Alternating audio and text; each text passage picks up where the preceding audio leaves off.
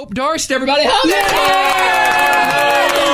happy to be here. We're so happy you're here. Welcome to the show. Thank you for having me.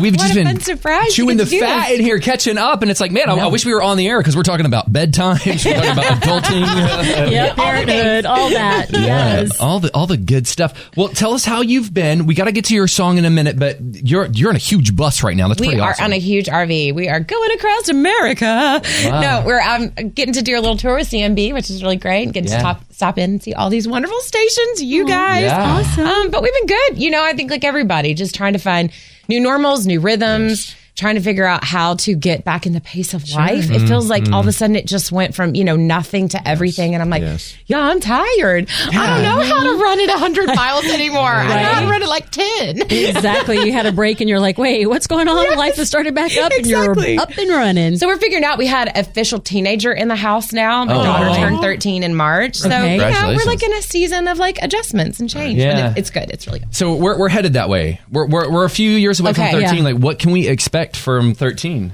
Okay, I think just like everyone buckle up from like 10 to 13. It's just like, it's a real roller coaster of emotions. They're figuring it out. They don't know what they're feeling.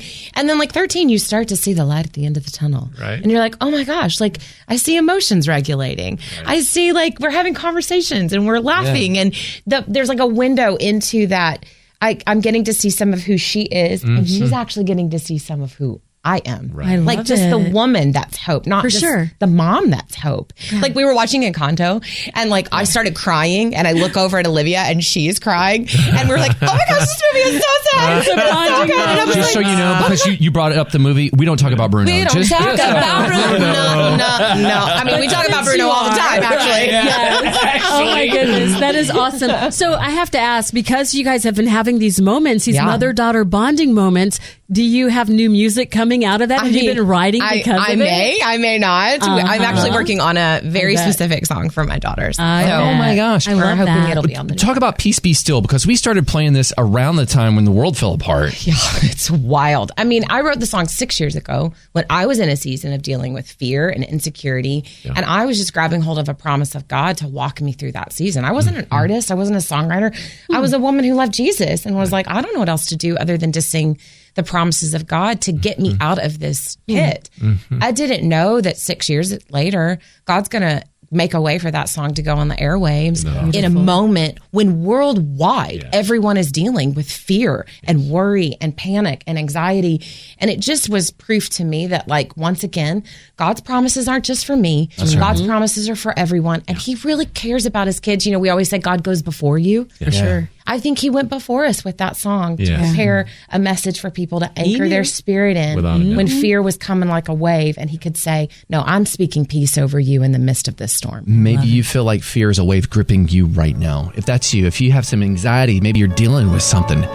Peace be still. This is Hope Darst in studio with us right now. Hope, there's someone listening. They just listened to that and they said, man, that was speaking directly to me.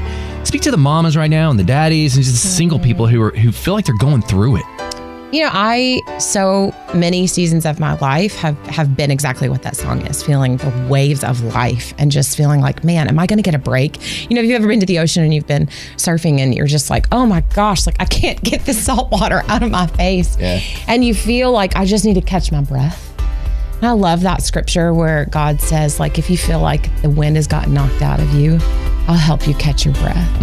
I feel like that is what God does. Like when it says, I'm speaking peace over you, he actually is speaking peace over you right now. And he has grace for you today, right in the situation that you're in.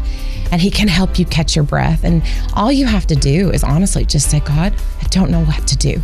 I don't know how to get through this season. I'm struggling and I need your very present help in this moment, in this season. And I have firsthand experienced God flood me with peace, not because peace is a feeling, peace is a person, the Prince of Peace. And it's like I'm reminded in that moment that no matter what's going on around me, I can be anchored in the truth of who God is right now.